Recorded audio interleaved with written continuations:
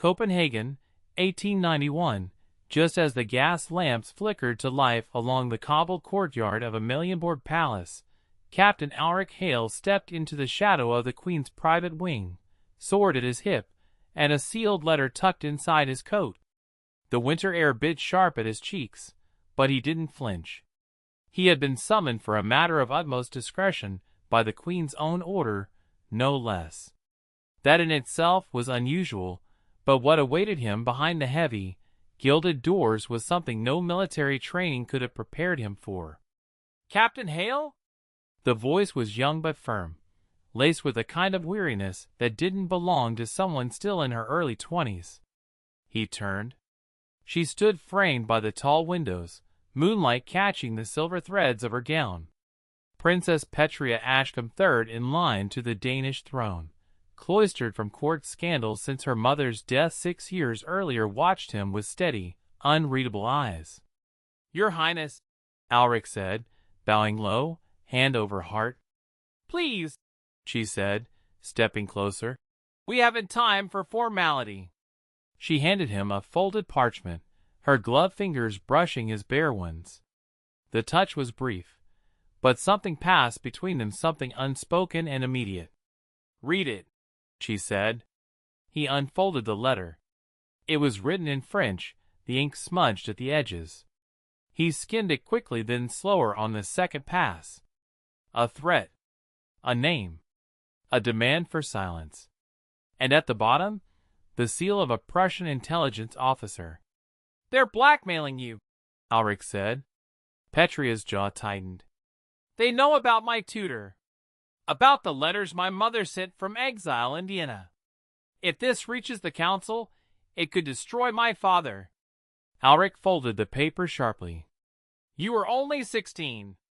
No one could blame you for. They will. You don't understand court." Her voice cracked slightly.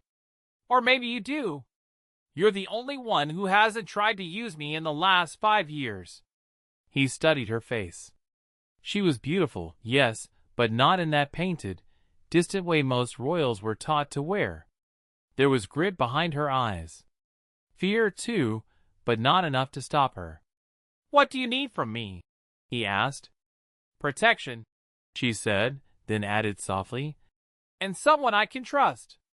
Alric exhaled once, slow. "You have both." She blinked rapidly, relief softening her features. "The man who delivered the letter returns tomorrow at dawn. He wants an answer. I need you to meet him." Alric nodded. "Name the place." "The old riding stables behind Rosenborg." "He'll expect me alone. I'll go instead." "No," she said quickly. "He's expecting a woman in a veil. He'll know." Alric hesitated. Then, quietly, "Then I'll be your shadow." She looked up at him. "You'd do that?" "You asked for protection," he said. "That includes duels at dawn."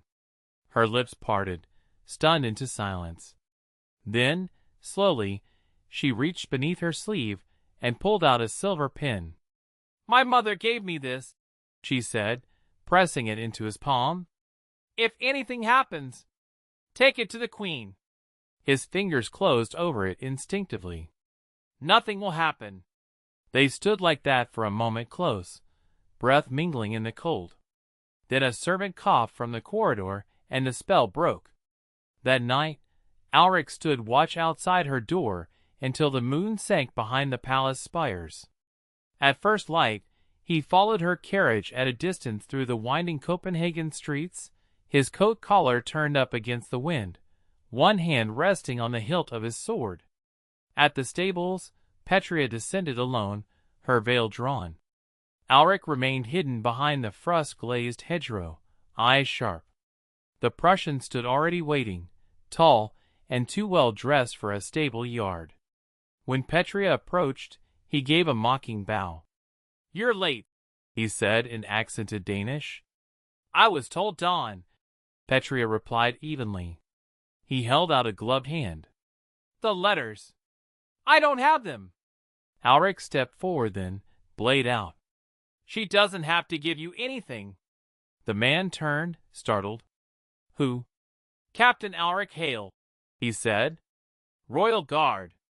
You're trespassing on Crown land." The Prussian reached for his coat too fast. Alric moved faster. The duel was swift, brutal. Steel clashed once, twice. Then Alric drove his blade through the man's shoulder, pitting him against the stable door. "You'll leave Denmark tonight," Alric said. "Or next time, I won't miss your heart." The man spat blood and nodded. By the time the palace guards arrived, the Prussian had vanished into the early morning fog. Petrea stood beside Alric, her veil crumpled in one hand. "You could have been killed," she said. "So could you," he replied, then added more gently, "but I'd do it again." She stared at him, studying him, as if seeing something she hadn't before. Then, quietly, "Come to the Queen's garden tonight. If anyone asks, you're checking the perimeter." Alric nodded once. "I'll be there." That night, as the palace dined and laughed and played at politics, Petrea slipped into the Queen's walled garden. The air smelled of winter roses and burnt coal. Alric was already there, waiting beneath the statue of St. Canute. Neither spoke for a moment. Then Petrea stepped forward and placed her hand on his.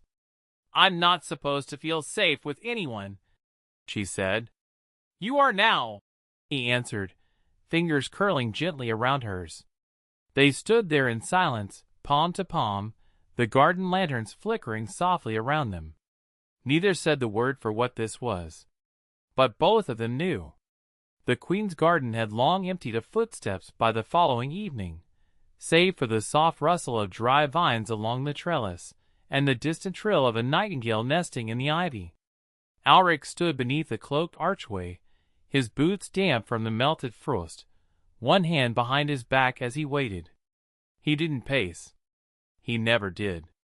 Stillness had been drilled into him during the Bavarian campaign, when to hold breath, when to listen for movement, when to act without drawing attention. Tonight, he listened only for her. Petrea arrived without escort, her cloak trimmed in sable, and a narrow book pressed against her side. She didn't speak right away, and neither did he. The silence between them had grown steady, not empty, but waiting. "I asked the Queen for an official reason to keep you close," she said finally. "She's granted it." Alric raised an eyebrow. "What reason?" "You're to be assigned to my personal guard," she said, then added with a trace of irony. "Apparently my safety is now a matter of national interest. You used what happened at the stables." "I told her the truth," Petrea replied. "Not all of it." "Enough." He studied her face, how the candlelight from the garden alcove caught faint weariness beneath her eyes. "You look like you haven't rested." "I haven't," she said. "I've been going through my mother's old papers. The one she sent from Vienna. There's more than I told you." Alric's voice lowered. "What else?" "She wasn't just writing to me.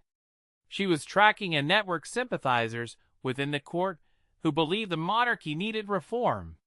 She feared they were being watched even then. Some of the names in her notes. They're still in power." Alric's gaze narrowed. "And now they know you have those letters." She nodded, the book in her hand tightening. "That man wasn't working alone. I think someone at court warned him I still had them." "You suspect someone close?" "No one is close," she said. "Not really. But there are those who stand too near." He stepped closer, his voice lowered to a hush. "Then we'll root them out. Quietly. You say we so easily," she said, glancing up at him. "Don't you fear what they'd do to you if they found out? Who you've chosen to stand beside?" "I make no choice I haven't already accepted the cost for," he said. Petrea didn't look away. "And if the cost becomes exile? I've served foreign courts before Denmark," he said, "but I've never sworn myself to a person until now." Her breath caught, not from surprise, but from something she didn't yet have words for. She turned and led him toward the far end of the garden, where a low iron gate opened into a narrow passage lined with